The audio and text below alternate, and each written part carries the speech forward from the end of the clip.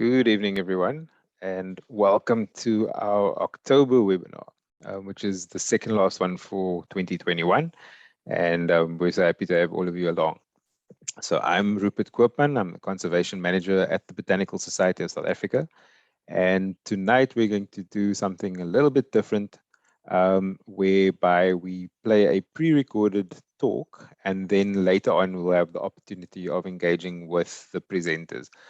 So just to let you know that this webinar series is a joint venture based on planning with CRU, the Custodians of Rare and Endangered Wildflowers, and SANBI. And we aim to address elements especially related to the National Plant Conservation Strategy and also aligned to the BotSoc Conservation Strategy. And so tonight's two talks very much tie into that. And I'm gonna kick us off right now. But first, when we were talking about the topic for this evening, it's a combination of stewardship and herding, so stew-herdship. And maybe that can be the hashtag going forward. But stewardship is a practice of landowners working with state and NGO entities to conserve their land, and there are various ways of doing it. One of the stewardship sites that I've worked with a lot over the years is this one, Jyllandsburg Nature Reserve, just outside of Gouda here in the Boland in the Cape. And right now, I'm going to just both introduce our speaker and line up the video. So just give me a second. But Kevin McCann is a veteran of conservation. He started out in 1994 working in the grasslands in KZN, and he's been operating up there ever since, but is now the director of an NGO called Conservation Outcomes, as well as the chair of the Conservation Committee of the Botanical Society. So Kevin is really active in stewardship across the country in various ways. And this primer that he presented is really, you should have very little questions about what stewardship is after that. So let me cue up the video.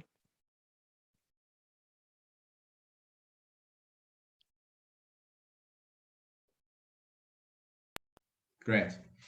Good. So biodiversity stewardship has been an interesting journey, and I think it's a mechanism that is started in South Africa around 2002. So it's almost 20 years old as a mechanism in the conservation sector. And what I'd like to do tonight is just take you through the process, specifically as it relates to the Botanical Society and the activities that we're wanting to sort of bring into the conservation strategy of BotSoc and implement across the area to secure our important botanical assets. So I think it's important that we kind of lodge biodiversity stewardship within the context of the National Plant Conservation Strategy. So target 7 of the plant conservation strategy indicates that at least 75% of the known threatened species should be conserved in situ, so in the wild. And I think that this is the component of the strategy that really guides the implementation of biodiversity stewardship as a mechanism. So I think it's really important that we see the context of it within securing our botanical assets. But I think it's also important to understand why this mechanism was developed. And if you look at some of the mapping from the latest National Biodiversity Assessment in 2018, this shows the rate of habitat loss between 1990 and 2004. And obviously the darker areas show higher degrees of habitat loss. And you can see it's focused around the highly transformed areas in the Western Cape, around the Fynbos and Renosterveld areas, along the coastal areas of the east coast of KZN and the Eastern Cape, and then throughout our grassland and savanna biomes. And these are the areas that have experienced huge amounts of transformation, development, and which translates into pressure on our biodiversity resources, and especially on our botanical resources. Then if we look at that, compared to that, is how well protected are our different ecosystems throughout the country. And this is also from the National Biodiversity Assessment. And here you can see the dark green areas are areas of well-protected ecosystems, and then through to the gray areas, which has no protection at all. And you can see that for the majority of them, except for our indigenous forests, we're well below the most important sort of protection levels for all of our ecosystems. And so we've got a lot of work to try and make sure that we're securing these specific areas. And biodiversity stewardship is a mechanism that has been developed to now address a lot of these aspects. So the conservation management and sustainable use of our biodiversity actually depends on a range of different responses and strategies. So the first is obviously expanding and consolidating our protected area network. The second is reducing the loss and degradation of those natural habitats, and then finally restoring those biodiversity priority areas. And for those that are aware, we're in the decade of ecological restoration, where restoration is being seen as a key intervention into conserving our biodiversity assets. So biodiversity stewardship itself as a tool is important in contributing to each one of these strategies. And the key aspect here is that it's focusing on areas outside of state-owned protected areas. And because of our dwindling resources from government in terms of addressing protected area expansion, engaging with private and communal landowners across the country, biodiversity stewardship has become the mechanism that it has been designed to work with private and communal landowners in priority biodiversity areas to address these specific issues. So if we see biodiversity stewardship, it's been around, as I mentioned earlier, for almost 20 years now. So what's been achieved? And I mean, that's a mark of the success of a program. So over that period, there's been 830,000 hectares added to the protected area estates in South Africa over that period. And of that pie chart shows how those 830,000 hectares have been secured. So 68% of that, just over 560,000 hectares, has been secured as new protected areas through the biodiversity stewardship mechanism. And there you can see at the bottom left, the graphic shows how much of the Kruger National Park has been secured as a result of biodiversity stewardship. So that's a significant area of the terrestrial landscape that has been secured. Only 13% has been purchased or donated, and then 19% of those hectares have been declared on state land. So I think the most important aspect of biodiversity stewardship is because it works with private and communal land, it doesn't involve the purchase of land. It's found to be 70 to 400 times cheaper to go through the biodiversity stewardship approach to secure areas rather than for government to purchase the land and establish a new protected area. And on top of that, 4 to 17 times cheaper to actually manage the area over the long term. And the reason why there are those ranges of numbers is because costs are different in the different regions, where a small reserve in the Fynbos area is different to a big 5 reserve that needs security and external fencing, etc., in the Zululand area or the Limpopo area. Hence the range of different factors in terms of the costs and that. So what this graphic really shows you is that biodiversity stewardship as a mechanism has been very successful in developing new protected areas in the country. What is biodiversity stewardship? So it's an approach, it's a mechanism to securing land in biodiversity priority areas by entering into agreements with private and communal landowners, led by provincial and national conservation authorities, with NGOs often playing a key supporting role. The objective is really to conserve and manage those biodiversity priority areas through voluntary agreements with landowners, and actually provide landowners of all type to now finally become part of the conservation estate and actually contribute, where in the past they've had the commitment, but they haven't had that legal mechanism to really contribute to the formal protected area and conservation network. So what are the principles of biodiversity stewardship? So firstly, there's such a range of work that needs to be done in the conservation sector that because it's a legal process, we need to work on biodiversity priority areas, focus on high priority biodiversity areas to ensure the best use of limited resources and capacity. So we do focus on those critical biodiversity areas, the strategic water source areas, etc., areas of high botanical value. So that's a first principle. The second is that it involves voluntary commitment. So nobody forces a landowner to come into this. What the process does is it offers landowners the opportunity to explore different opportunities for their land and get into biodiversity stewardship agreements on a voluntary basis. And I think that's the key to it, that voluntary nature. It's around cooperative governance and partnerships. No one entity can actually do conservation on its own. And really, it's a partnership between national government, provincial conservation authorities, the NGO sector, and landowners.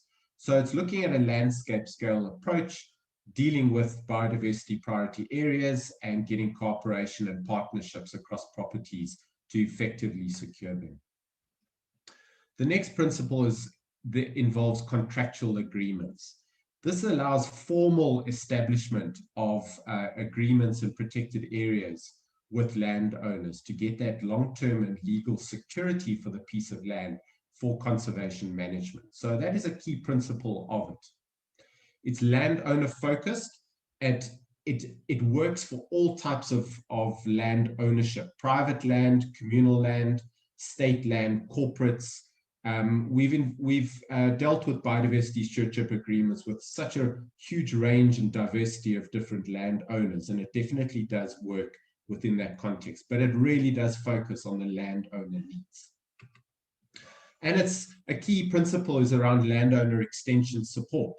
And we always say that once you've secured a protected area, that's when biodiversity stewardship really begins. It's around that long-term commitment to support the properties, to support the conservation management, and provide the resources for ongoing management on those areas. So that's broadly the principles of biodiversity stewardship. And it's around good extension support that we all want to do within the conservation sector to landowners that are requiring that assistance. So the benefits of biodiversity stewardship to a landowner, I think this is an important thing that many landowners would actually ask. So the first aspect is that if a landowner wants to secure their property over the long term for conservation, biodiversity stewardship is the mechanism. It provides that legal long-term conservation security for a parcel of land. But the important thing is also it provides the flexibility by providing different opportunities for landowners. So there isn't just a one size fits all. There's a range of different options that are provided. It provides investment into best practice management. A lot of the time, landowners are looking for good advice, the advice on best practice. And the biodiversity stewardship mechanism allows those conservation managers to provide that input into the management on these properties. And that's a huge benefit to landowners. There was a study done in the Western Cape where they interviewed a number of different owners of biodiversity stewardship sites. And everybody was thinking that the financial benefits was the most important thing, where it actually turned out to be that extension support, the linking to experienced managers to best practice information was probably the most important thing that landowners required. An important aspect of this is because you're getting long-term security, legal security for a piece of land, you're able to leverage private sector investment and support that government mandate of securing protected areas. And I think that's a key thing that we're trying to do in the sector, is to try and leverage additional resources into these areas where the landowners are committing. And that comes in various forms, whether it's resources for alien clearing, for water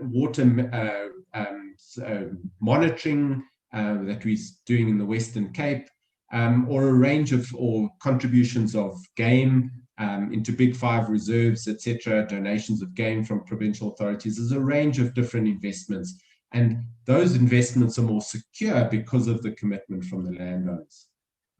And then finally, landowners can access fiscal benefits. So fiscal benefits are either property rates exemptions or tax benefits that they can actually get access to due to the fact that they've committed their properties to conservation. So there are significant benefits that the landowner can accrue as a result of coming into this process. But I want to give you a little bit of the detail of what biodiversity stewardship is all about. And it's about the options that are provided to landowners. And there's two sets of options that are provided. The first is those top three, which are legal forms of protected area and are given to us in the Protected Areas Act. So the four options that any landowner can go into is as a national park. So it's becoming a contract national park if you're adjacent to a national park, a nature reserve, which is totally equivalent to any one of the provincial nature reserves that are run, and then a protected environment, which is a fairly newish category in the Protected Areas Act. And it's really looking at a landscape scale to say, in a landscape, there's biodiversity value in our production sectors.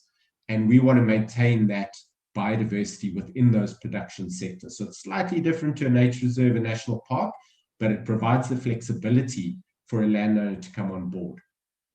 The lower four categories or options are what we class as part of the conservation area network, where the above are the protected areas. So you've got a biodiversity management area, or agreement, which is given to us in the Biodiversity Act. There's a biodiversity agreement, which is between the Conservation Authority and a landowner, so it's based on contract law. And then there's some innovative processes such as conservation servitudes, which are being implemented in the Western Cape, in the Overberg area for these small patches of Renosterveld. And then conservation agreements, with which an organization, if you're aware, Conservation South Africa, is developing conservation agreements in some of the production area, livestock production areas with communal landowners. And then the bottom category is a biodiversity partnership area, which is non-binding on landowners, and it's the entry level.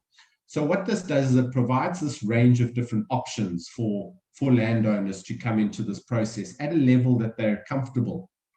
And what we do as the sector is we provide that facilitation process, and we buffer them against the bureaucracy of that legal process that is required. But then it also comes with the development of management plans, best management practice. So there's a lot of value that comes to the landowner who wants to commit to their land to conservation, and then the conservation of the biodiversity assets that are on the property. And I guess the most important thing to do is to show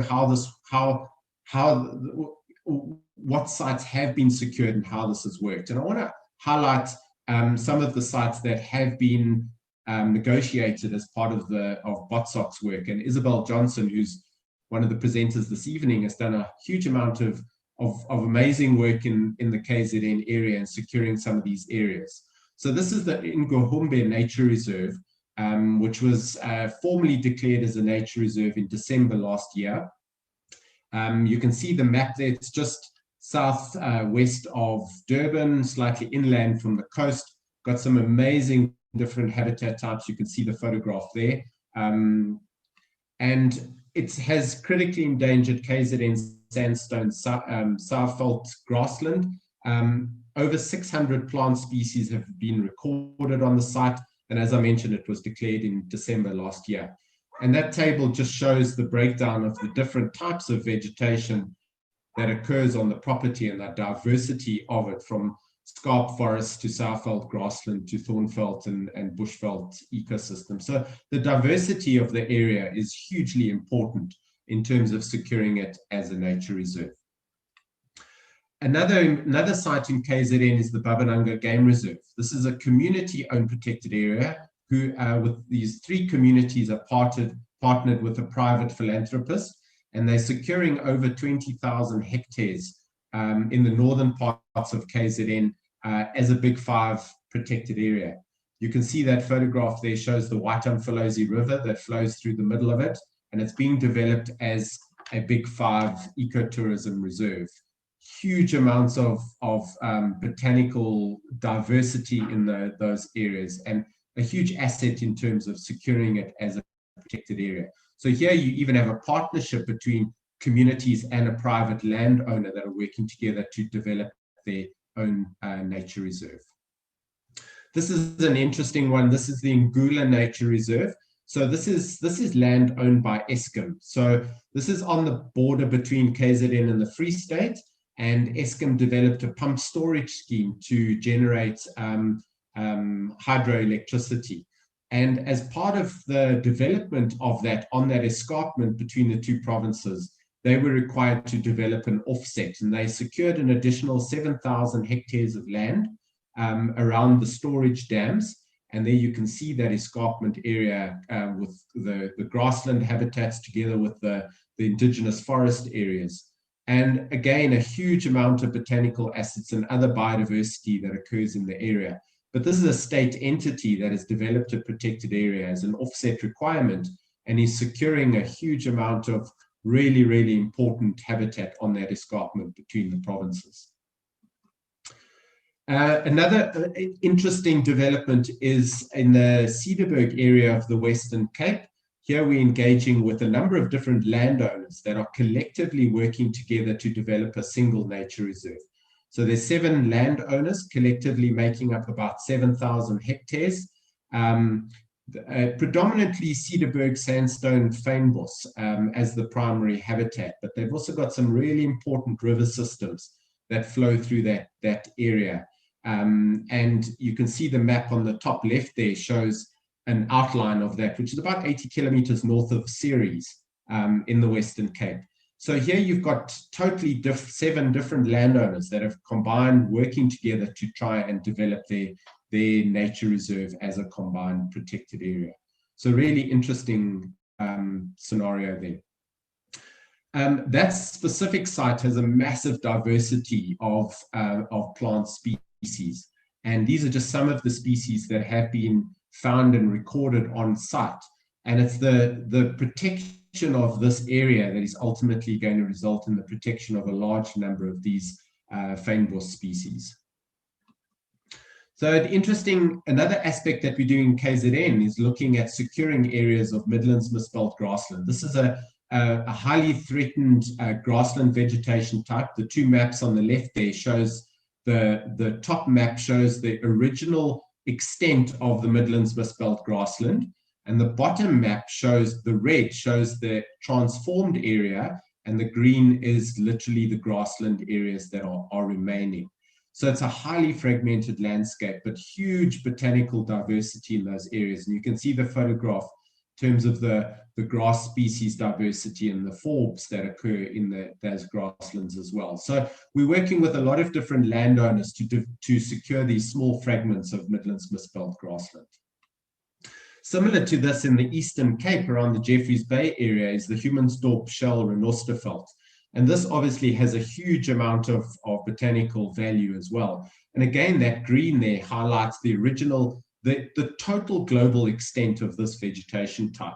And the red there again shows the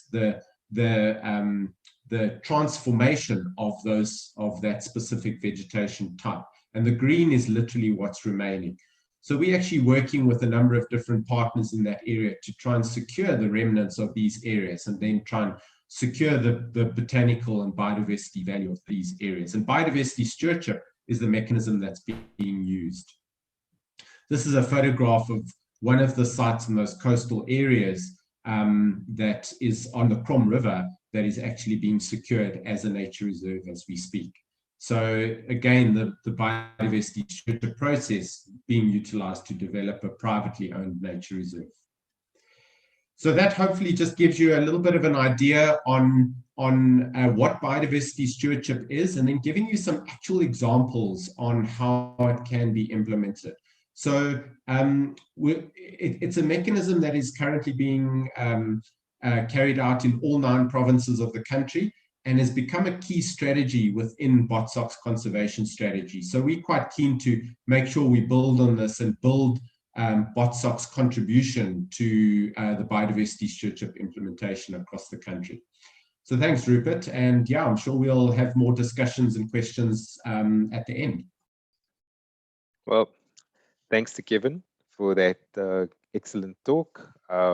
Just reminding everyone that if you do have questions, please pop it in the Q&A, and we'll get to it after this talk. We'll also want to remind you that if you're not yet following us on the various social media platforms, that BotSoc is BotSoc SA on Instagram, Facebook, as well as Twitter. And there's quite a lot going on, not least a comedy fundraiser at the end of November. So please check us out there. And if you're not yet a member, please consider being a member. I'll drop a link in the chat to the join section. And let's go on to the next talk. So Clement is already with us. Thanks, Clement. But I'm going to introduce you and go straight to the video.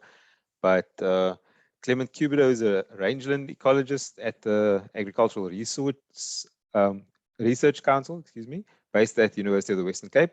He's a multifaceted individual. He's an ecologist. He's got a very strong interest in anthropology, was also trained as a teacher, and is an amazing photographer. His work is looking at rangelands in the arid areas, so mostly in the west, but also in the east of South Africa. And this presentation is really fascinating in terms of something which is emerging out of some of the big global meetings that we're having at the moment. So at the IUCN and also at upcoming COP, the role of indigenous people and landowners and custodians of the land, and practices that they use are seen as a key tool in helping conserve biodiversity across the planet. In fact, there was a study last year where in Australia, Brazil, and Canada, indigenous owned and managed land had similar vertebrate diversity to protected areas. So it really is upon us to look at this as an additional land management aspect, which we haven't really considered as much now. But if you've seen some of our previous webinars, we have touched on the fact up in Matatiel. But let me play Clement's presentation, and I'm sure you'll all enjoy it.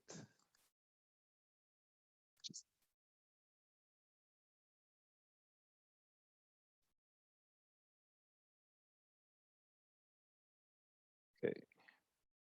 I'm sharing some of our examples on make sure we build on them. So thanks, Rupert. And yeah. Oh, excuse me.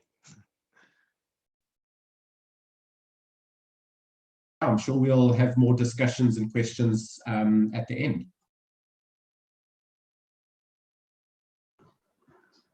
Okay, thank you, Rupert, and thank you to BotSoc for the opportunity. I really appreciate it, and sharing some of our research.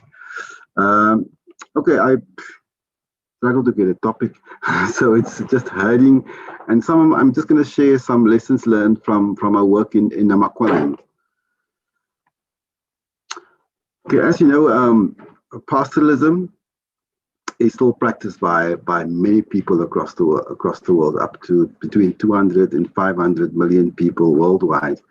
And it's basically nomadic communities, transhumans, herders, agro-pastoralists, and basically they are stewards to more than 25% of the world's conservation, the land, terrestrial area, conservation, rangeland, biodiversity, and protecting these ecosystem services. And in many ways, this is a system. These are systems that are very much misunderstood, because we must remember that these pastoral systems, they go way back, long before colonization. The Nama people has been moving across the landscape, and it's often frowned upon. I mean, even at international level.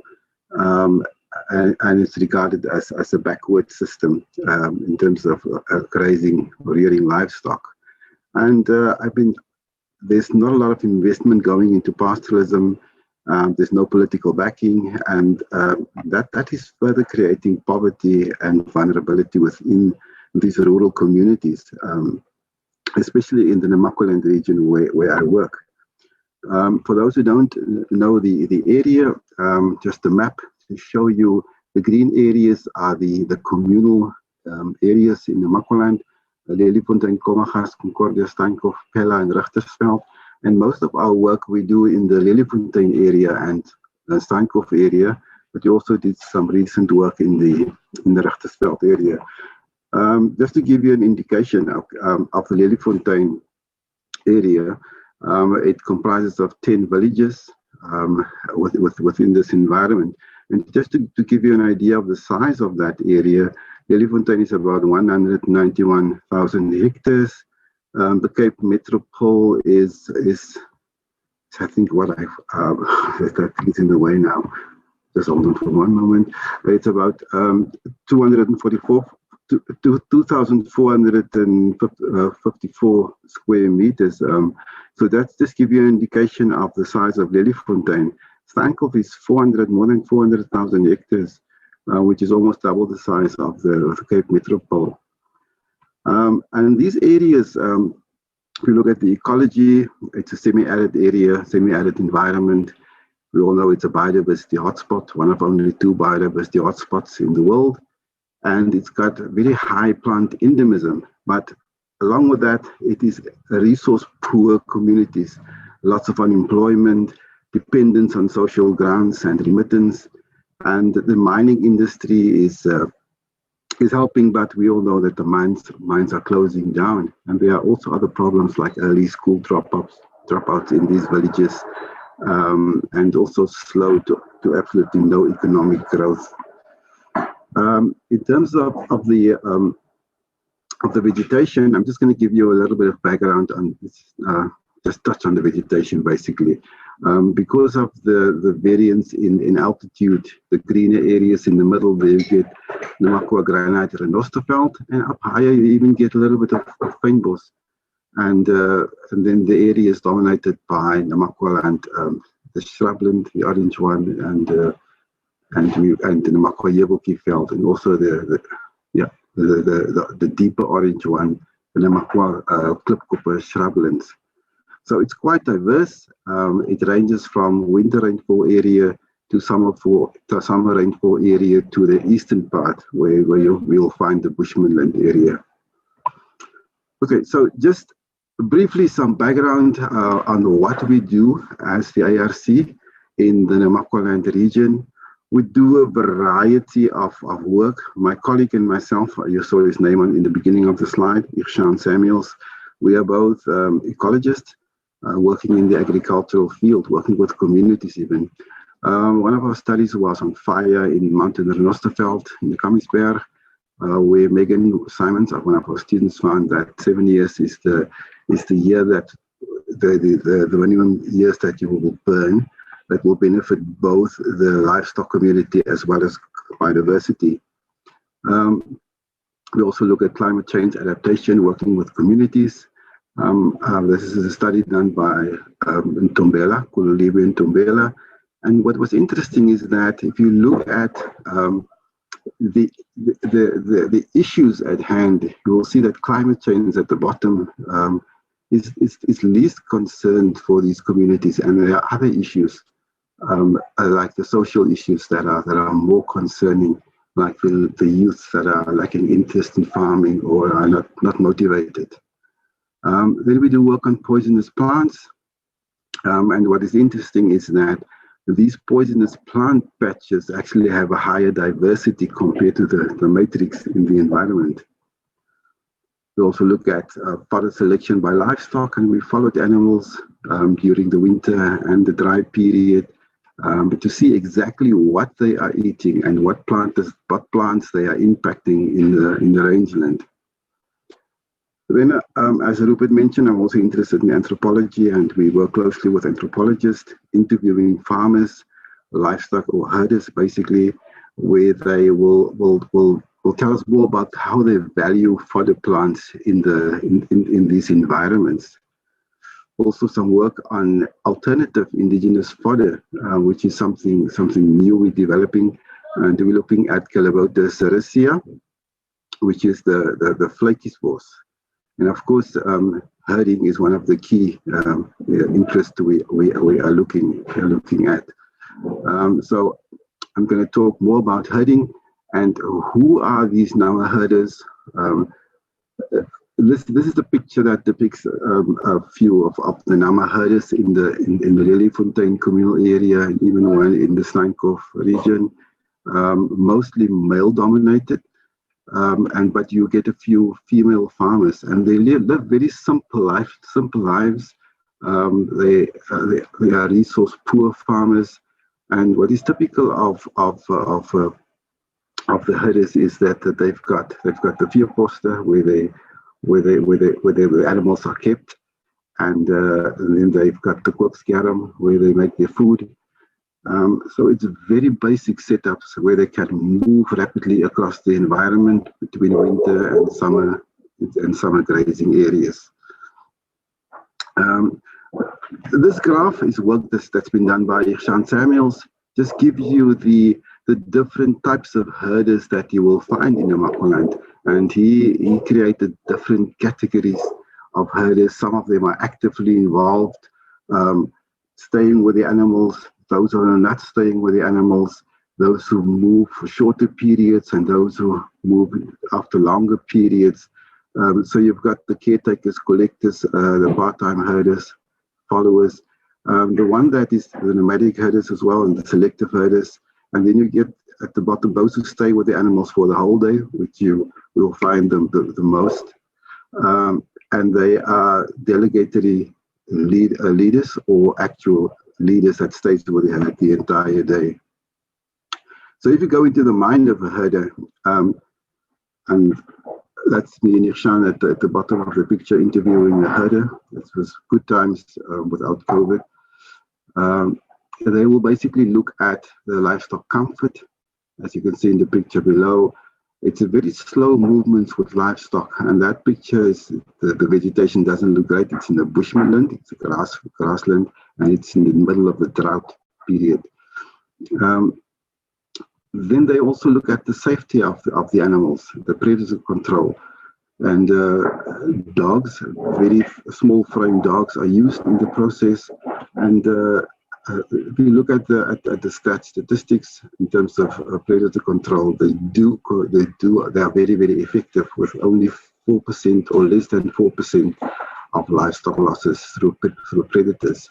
And this data is also backed up by long-term data by Professor Tim Hoffman from UCT. And then they are nursing sick animals, and they're also nursing lambs during the lambing season. That's a very important task for herders. And then they are also asset managers, and that term is actually came from this person who said he's the bank manager, and he is indeed the bank manager if you look at all the livestock behind him, and that's also in the bushland region. Then they assist during, they act as midwife and assist during births. This is a young herder in the Steenkop region. Just after the ewe gave birth, the kids cannot walk, so he needs to carry back these young kids back to the stock post, and while still keeping an eye on the rest of the livestock. So that's very tough times. And then I think most of you are interested in this section. They are keen botanists, and they understand the plants. They know where the poisonous plants grows. They know which time of the year plants are palatable or less palatable. So they just have a deep connection with plants in that region. And that's Umbani lungs, just pointing out to one of the plants. So the knowledge systems, that's also something we are busy working on. It runs quite deep, because they rely on indigenous knowledge, scientific knowledge, and what you will call idiosyncratic knowledge, where they create something entirely new from the indigenous knowledge and scientific knowledge, and it's just the experience of working in the landscape. In terms of taxonomy, they've got their own taxonomic, what do you call it, the way they name their plants, like the nibi or the gabi. And they also make use of scientific classifications, which is quite surprising. So they will also talk about, in agricultural terms, about decrease a plant or increase a plant, plants that are more palatable, that is reduced after intense grazing.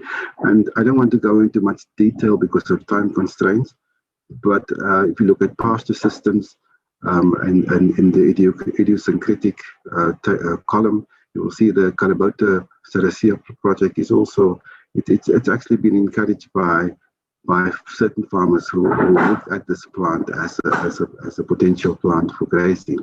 The same with ecology. They mix these different knowledge systems together to create their own knowledge systems. We've got tables for each of these other categories that I just spoken about, but it's much too detailed to go into. So the herding and the grazing routes, so where do they move? This is a map of the Polsuk village, and this is during a dry period. And what you will find, what we'll see from this map, is that there are different grazing patterns which Yashan has identified. And from this, you could see that there is some method in what you can almost say the method in the madness. There's lots of open areas where the animals do not go. So this is in the dry season. So after in the winter season, this will swap around and they will move to the winter grazing areas. So there is a form of resting for the rangeland.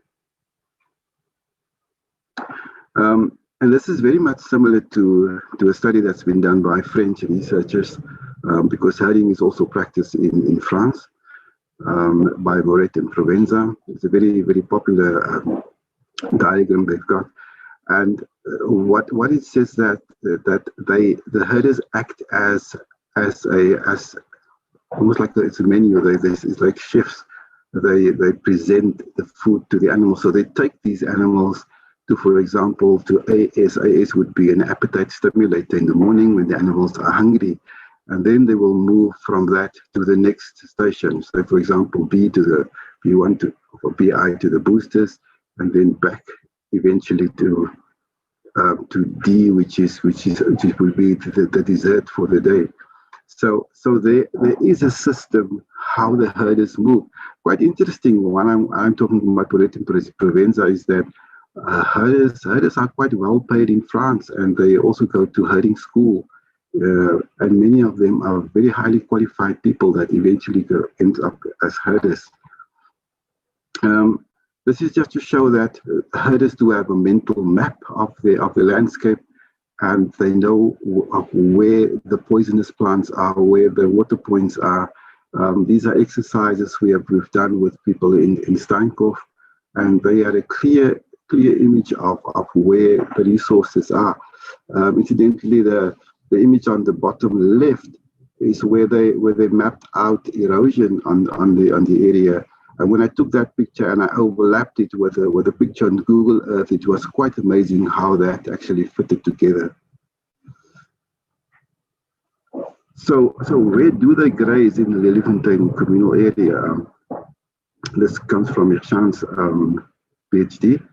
The blue areas means that these areas are undergrazed according to the grazing capacity maps of the country. If it goes greener, it's still undergrazed, and at more or less, if you go past the green to the yellowish area, it goes from 1 to 2 times overgrazed. And then if it becomes redder, it is more overgrazed. You will see that the overgrazed areas are actually closer to the villages. And there are certain areas that are like totally not undergrazed by the herders. This is just an example of, if you look at this one over here, I don't know if my arrow will show. If you look at the Namaqualand klipkoppe, it's actually 30% of this vegetation type that is totally undergrazed by herders. So this is just work that we've done after following a livestock, 4 different livestocks. That was sheep, goat, cattle, and donkeys. You would notice that the black areas on the graphs, and this was for herded animals and free range animals. The FR stands for free range. You will notice that the black areas is not very much used. It's only the herded animals that actually are taken up to the mountain areas where they can access this nutritious plants. Donkeys, cattle, first of all, mostly stayed on wetland areas. Donkeys mostly stayed on fallow croplands, so they didn't even utilize the steep slopes. What we found from this area is that livestock grazed mostly on herbaceous plants, and the free-ranging livestock prefer fallow croplands and wetlands areas, the low-lying areas, but the herders will take them to higher areas. And if you look at the next paper that we also published about the quality of the feed that they take in, I don't want to spend too much time in this graph. I just want to point out the diet selection of herded versus free-range livestock. There was definitely a difference between selecting higher nutrient diets by the herded animals. So the herders could take these animals to better quality forage in the Namaqualand, granite and Oosterveld rangeland. And this is areas where grazing is generally very, very poor. Okay, so there is actually a slow movement towards herding. And this is indicated by the herding academy that's been established in the Graaff-Reinet area. And this is also instigated by the movement to holistic grazing systems, where flocks are kept in a dense pattern to mimic the transhumance move or the movement of wildlife in the past. So in Graaff-Reinet, they offer 2 courses, executive land managers course, as well as a professional herder course. So these are accredited courses. And then the Landmark Foundation near Beaufort West, they also do herding on a 20,000 hectare farm, which is an enormously big farm. And here they also offer herding courses with accredited syllabus. As you can see in that picture on the right, the animals are corralled at night, counted, and they are guarded by these herders who works in shifts. With the Landmark Foundation, that's a very fresh article, a new article that came out, I think, last month, where we did some work with them on the impact of this type of system when you use herding, and what are the impacts on mammalian biodiversity recovery. So as I'm just taking out one graph from that paper, you can see there's a steady increase since 2016 until 2019. And this was done with camera traps. It's a steady increase in the mammalian biodiversity, all the small little bookies that's coming back. And this is an area where no predators are killed and only herding is used.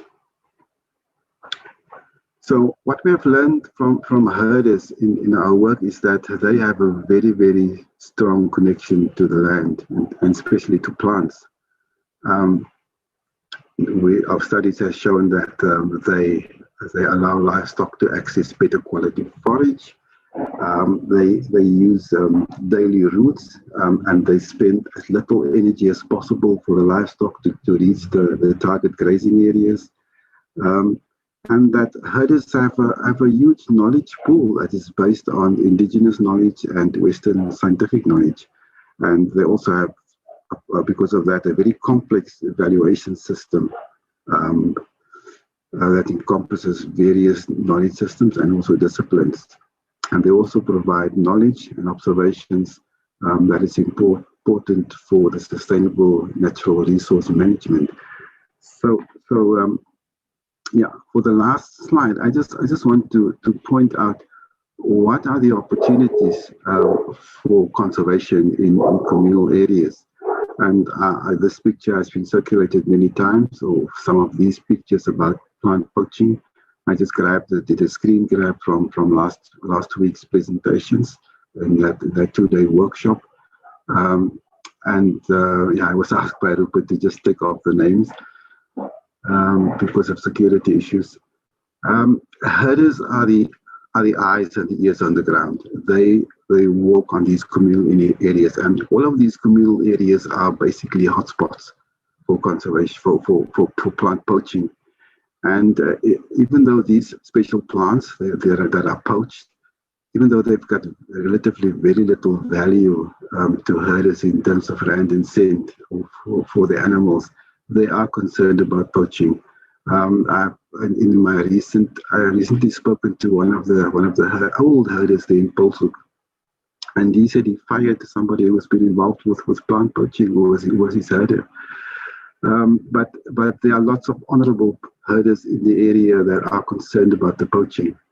So what I would suggest is as well is that conservation should actually assist in help building up these communities, because there's not a lot of formal structures, local structures within the community. For example, if I talk about the BotSoc community, there's no farmers association, and lots of these structures has collapsed over the years. And to assist in building capacity, and I put in brackets, please, no new structures, not new structures, but build on the structures that are there, because new structures actually splits the community.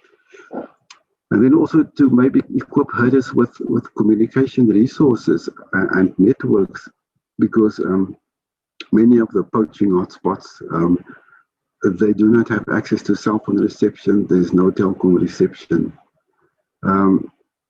Basically, it is all about assisting the community, restoring community as well, and in that way we can maybe work towards restoring our plant or vegetation, and to get the communities behind us in this effort. Yeah. So thank you very much again for the opportunity. Yeah, that is from my side. Thank you.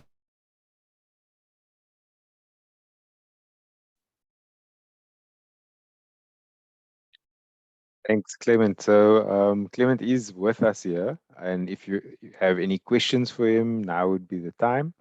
There's a couple of things that we want to also raise. So firstly, if you check in the chat, we've got links to the next Zoom meeting. So that's if we generally have an after party, which is not recorded, just for people to ask additional questions and get together. And then also, please, if you've been part of the iNaturalist Great Southern BioBlitz Challenge, please check out that Facebook link to come and help us with identification. But I saw there was a question from Petrus Links in Gauteng around the stewardship. Let me just answer that quickly. Unfortunately, Kevin's got load shedding, so he can't join us. But Petrus' question was, the communities that are being serviced by stewardship, are they part of land reform or private individual? I think that's the thing, Petrus, is that it's actually a range of people who are eligible for stewardship. So it's from communal land through to, I know of at least a couple of land reform sites where there's been stewardship, as well as private individuals. So it's quite a flexible tool for that. I'm just looking at our Q&A, nothing. Clement, do you want to maybe follow up? What's been happening in the Namaqualand since July?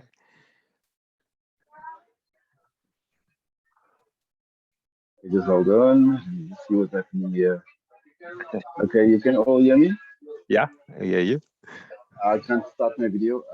I've also got load shedding on this side in Wellington, so I have to relocate to the spur. So if you hear music in the background, please, yeah, it's complimentary.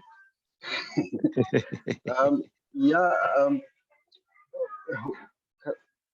what I can add from the last time, uh, I've talked about the agricultural organizations, for example, in Folsom Village, and yeah, and and just actually want to pause again at that section where I mentioned that we shouldn't create entirely new structures, but build on these structures.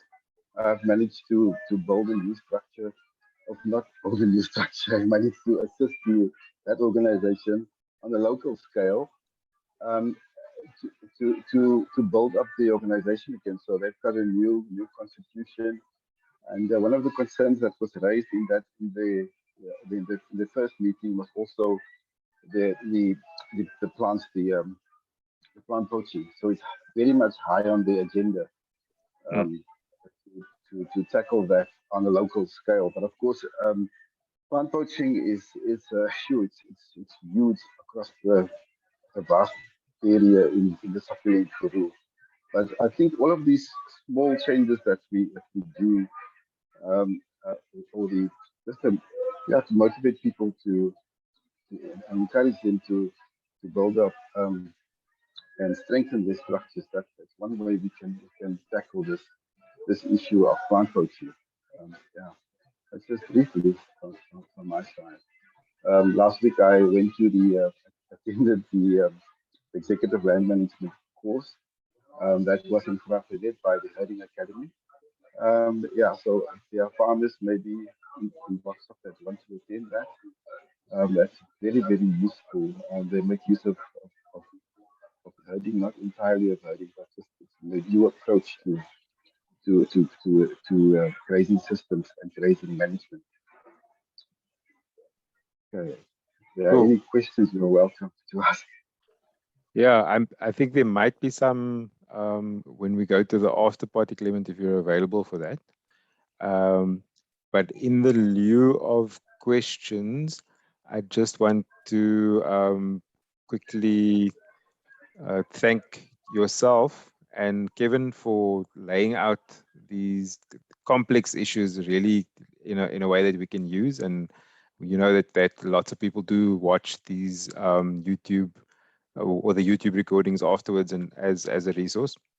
And then I just want to do also talk about the next webinar. So we've just in the throes of the Great Southern BioBlitz, and as usual, Cape Town's looking good on top of the leaderboard, and we intend that the next webinar will be a debrief, also inviting some of our Australian buddies to come talk to us about how we've done and how citizen science is doing in South Africa. So I don't see any, Clement, there's one question, sorry, before we go. uh, uh, and it's from Craig Morris. Have you visited the herders in the high mountains of Lesotho to see how they manage their animals? Hi, Craig. It's good to hear from you. I didn't even know Craig was too. No, I would love to. I would love to visit those areas and yeah, and learn more about herding, because I also believe that herding has been within the South African sphere for millennia, and it was changed with the camping system and replaced by many other different kind of systems. And I still think there's quite a lot of value in herding, not only at the community level, but also for commercial farmers who are introducing herding. Also, commercial farmers who are now using high intensity grazing as a tool. Yeah, that's not happening in Lesotho. But yeah, it will be awesome to learn more about herding, from different areas of in Africa. I was lucky enough to attend the pastoral, what do they call it? I can't remember. It's a pastoral gathering in Kenya in 2013, where there were herders from across the world in Kenya, and that's really right across the globe. It was interesting to hear their stories, and even now this year is the International Rangeland Conference. It's still going on this week, and one of the issues that was discussed on the phones was that the pastoralists are really struggling with political influence, and they are really marginalized. Yeah, but I think I'm moving away from your question now.